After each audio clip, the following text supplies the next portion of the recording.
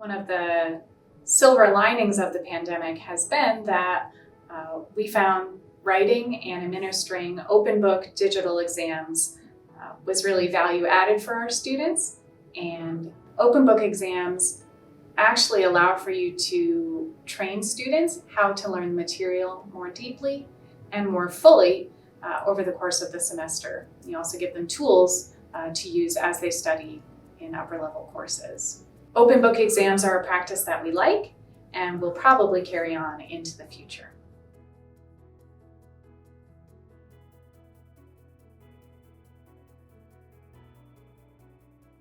Hi, I'm Cynthia Giffen, and I'm a lecturer too in the Comprehensive Studies program in LSA.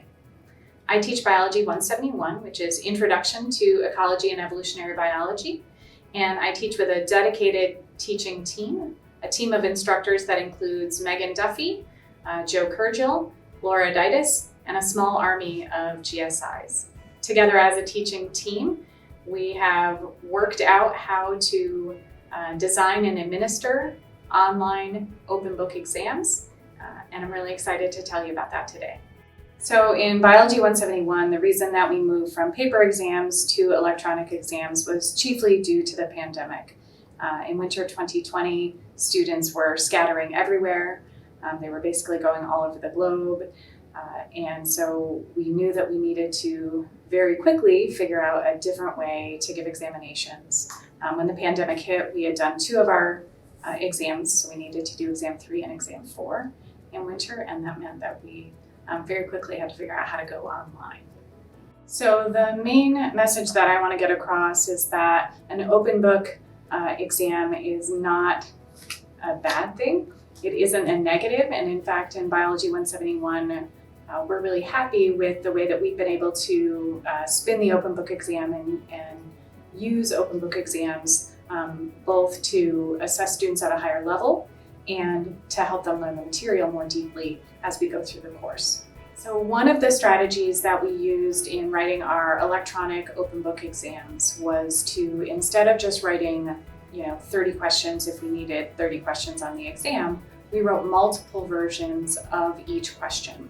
So that meant on the exam and Canvas quizzes, each question was its own question bank. We wrote 3 to 5 versions of each question, which was a heavy lift for the instructors, but at the same time, writing multiple versions of each question allowed for us to ensure that no 2 students got the exact same exam. We were essentially sure that students would look in their books and at their notes and on the internet while they were taking the exam. So very quickly, we dismissed the notion of being able to have closed book exams in the course. We embraced the idea of an open book, open note, open internet exam, but we did want to be clear to students that while these were open book exams, they weren't exams where they could consult with other students or any other people. So we call them open book, open note, open internet, but not open human. One of the main facets of an open book exam that we wanted to use was the idea that if students could look up facts or information, what we wanted to do was then change our exams to be focusing on more application or comprehension or scenario-based questions. So in winter 2020, after we gave our first post-pandemic exam on Canvas quizzes, it became very clear that students had no idea how to approach an open book exam. Some students studied exactly like they would have for a closed book exam, and I think those students did probably a little bit better. Other students thought that they would have time or the ability to just look up the answers during the exam period, and that didn't work out for them for the most part. So there were a few strategies that we communicated to the students as ways for them to prepare for an open book exam that really worked very well based on the results that we got in the exams. So the first strategy is to have everything organized in advance. Have your scrap paper out, have your course pack ready, have everything out and ready for you to, in a very quiet place so that you're all organized and prepared. The second strategy that we encourage students to employ was to make a study guide. Now these study guides were meant to be, a half a page or 1 page or maybe up to 2 pages of notes per lecture. We wanted them to be really focused on concepts. And so we encourage students to, write out these study guides, to organize the material, synthesize the material and everything ahead of time, so that if they needed to refer to the study guide during the exam, it was well organized, it was available, and they could very quickly look and see what they needed to find and then get back to their exam. Generating these study guides proved to be a really helpful tool in studying for the students. One thing that it did for them was it required them to not think of everything as equally important. And so the first thing that they needed to do was figure out what they knew and what they didn't know, and then they could determine what they needed to write on the study guide. The second aspect that was very useful for the students was organizing the information. So figuring out all of the things that they needed to know about a particular concept or idea that was challenging for them, organizing it, synthesizing it, and writing it down in their own words. And that process of making the study guides oftentimes allowed for them to learn the material. Sometimes students were like, by the time I made all of the study guides, I didn't really need to use them anymore. And inside my little instructor voice was saying, gotcha, I made you learn something. So that was kind of neat. Another strategy that we used for helping students prepare for the open book exams was to tell them things like, learn how to use your calculator and all of the functions that it needs to do. Don't be, waiting until the last minute or in the middle of the exam trying to Google how to take a natural log or something like that on your iPhone calculator. And so just telling students how to prepare in advance was very helpful for them in strategizing how to take an open book exam. So if students use the study guide strategy that I mentioned in any or all of their courses, that makes them in advance figure out what they know and what they don't know. So determining what they understand and what they don't, and then working really hard to figure that out in advance of their exam. The last thing that any student wants to do in any exam is figure out what they don't know in the middle of the exam. And so this process requires for them to do that in advance, and that's going to be helpful in any of their courses. Also, even if they're taking a closed book exam in an upper level, writing out all of those details, synthesizing the information, organizing it, keeping it kind of contained in a relatively small area, that is going to give them the tools that they need to recall that information much more easily during the closed book exam. Exam security was something that we thought a lot about at first, and then it evolved over the course of the time that we were teaching online in the pandemic. So one of the strategies we used was the multiple versions of each question. Now, if we always did that the same way, students would be able to kind of, see what the pattern was or something like that. We're actually a good bit more variable than that, and we try to engage our creativity. And so we don't always use the same kinds of tricks to write the multiple versions of each question. So sometimes we'll just have to change the numbers, but the names or the organisms will stay the same. Sometimes the scenarios change entirely. Sometimes the basic backbone of the question is the same, but we can change the organisms. So we have lots of different ways that we've figured out over the past year to write multiple versions of each question. The second strategy that we used was to expand the number of options for each of the questions. So for our multiple choice or multiple answer questions, we aren't any longer restricted. We are no longer restricted to the 5 choices on a regular Scantron sheet. So we try not to go overboard. It's not like our questions have 15 or 20 options. But what we can do is give several more options than we were able to give before. The options are all shuffled. And then we don't give the same options for each version of the question. So that means that in some versions of the questions, there'll be one of those that is correct, and in other versions, a different one is correct, etc. For each exam, we shuffle both the questions as well as the answer options. And then each question is randomly drawn from the question bank. So the order of the questions is different on each student's exam as well. So for example, when a student begins their exam, let's say this is exam 1 this fall, the first question for student A might be something about DNA or the central dogma, whereas the first question for student B might be about population growth. Student A's first question is drawn from a question bank that's all about the central dogma, DNA as being, the molecule of instructions for life, whereas in student B, their first question is drawn from a question pool about which kind of equation you would use for a particular scenario in modeling population growth in a group of organisms. Then as they move through the exam, each time they go from one question to the next, that question is drawn from a different bank.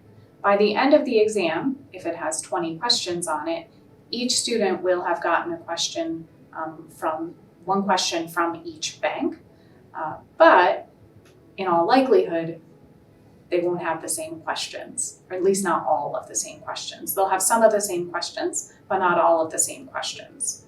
You'll also notice that the answer choices are shuffled, and so students can't even necessarily say, oh, it's the first radio button or the second radio button or something like that. Another strategy that we used, and this was really to try and help students manage online learning, was to increase the number of exams. So in fall 2020, we had 6 exams. In winter 2020 and this fall, we'll have 5 exams, and that's up from our normal of 4.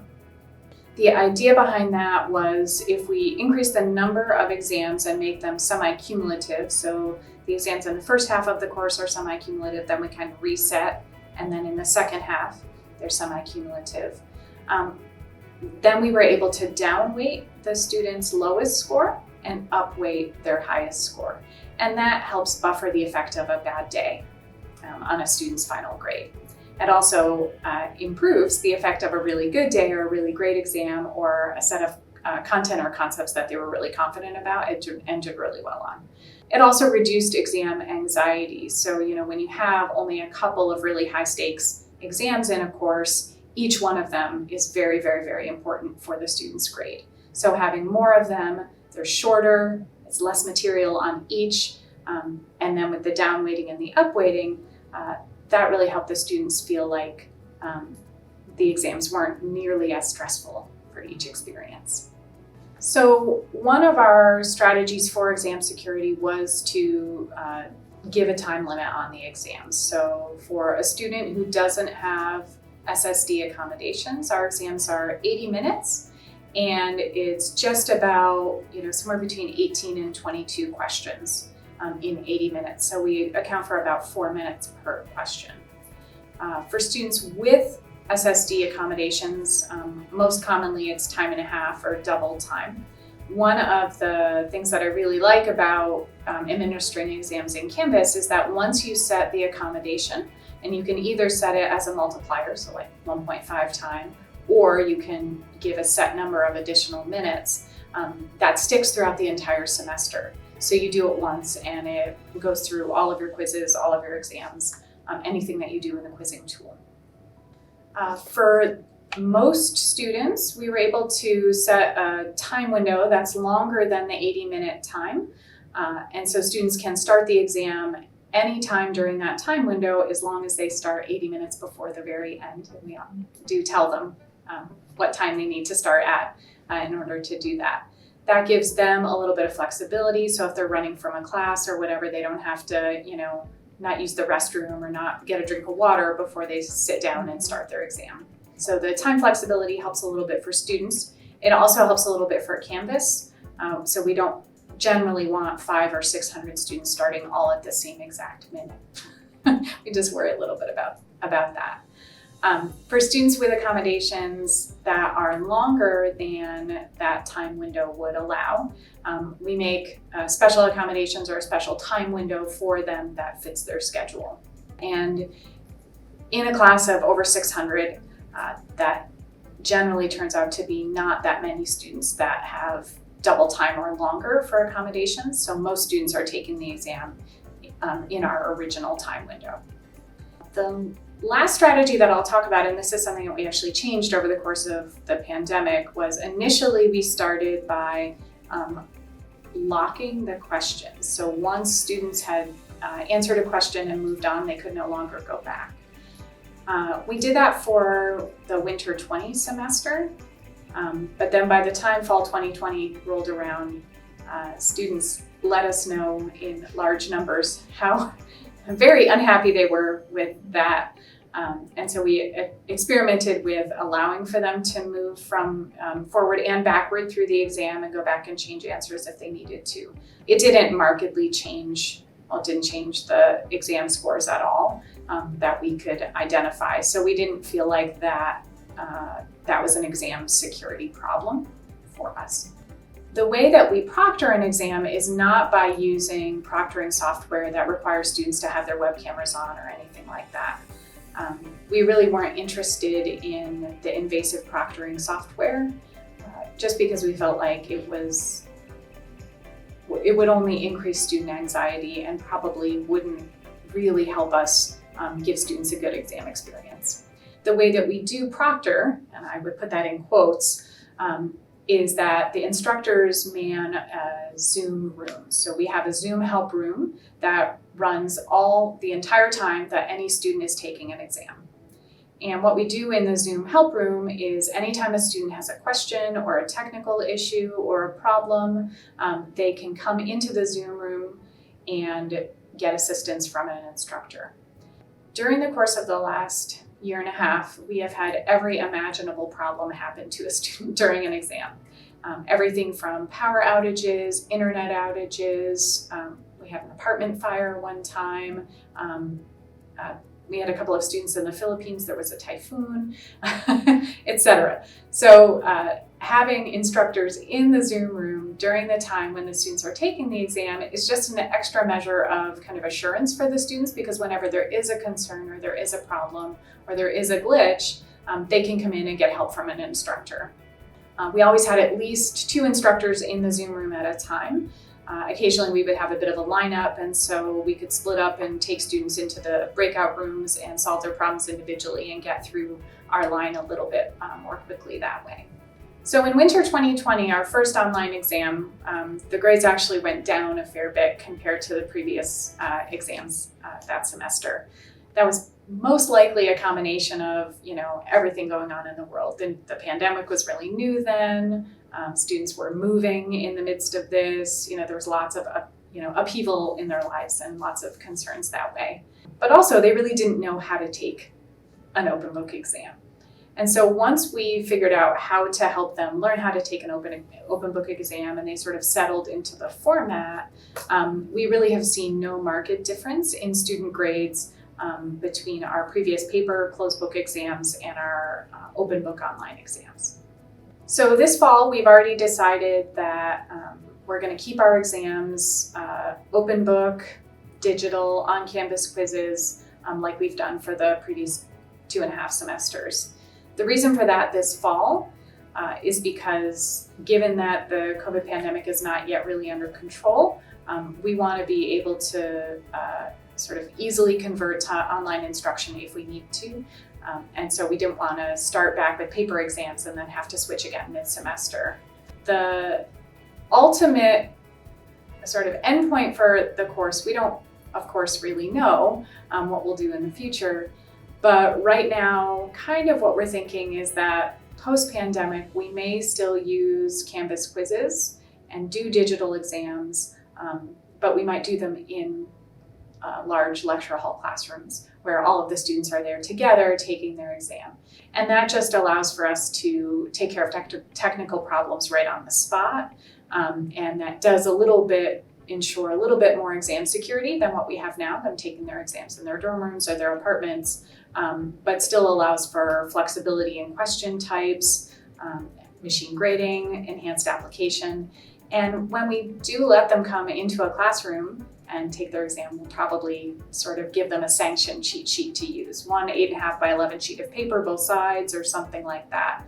Because we really like being able to write more application-based questions and not focusing on the memorization aspects any longer in the content. A main reason that application-based questions are so important and why we've converted most of our exams to application or synthesis level questions is that in the information age, students can look up facts and pieces of information It's at their fingertips anytime they want.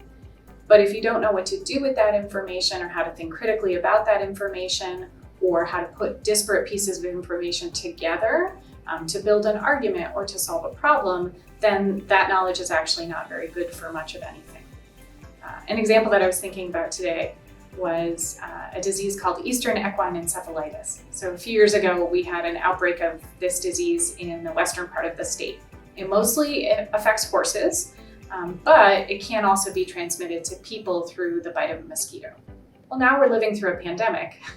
And so writing a series of questions based on this Eastern Equine Encephalitis outbreak would allow for students to take information that they learned about infectious disease transmission, which is something that we teach in the course, and apply it to a new scenario, this new disease outbreak that we had in West Michigan a few years ago.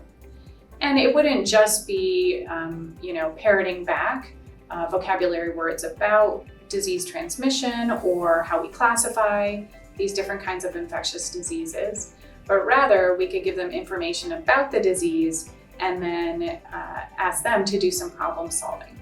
So for something like a mosquito-borne disease, they would be able to articulate why, let's say, certain kinds of public health measures would or would not be effective in preventing the spread of a disease like Eastern Equine Encephalitis, given the information that they learned about COVID, HIV, Ebola, and Lyme disease in the course material.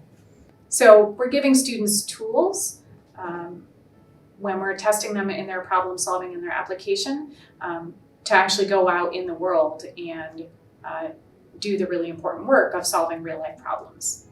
Open book exams allow for us to sort of use our creativity when we're writing exam questions and really push students, and it's rewarding to see them rise to the challenge when you have an exam that's full of application and synthesis-based questions, and they're able to do that because they can look in their notes, see the key pieces of information, and put that together in a new situation, and really demonstrate their understanding of concepts to you, rather than regurgitation of facts.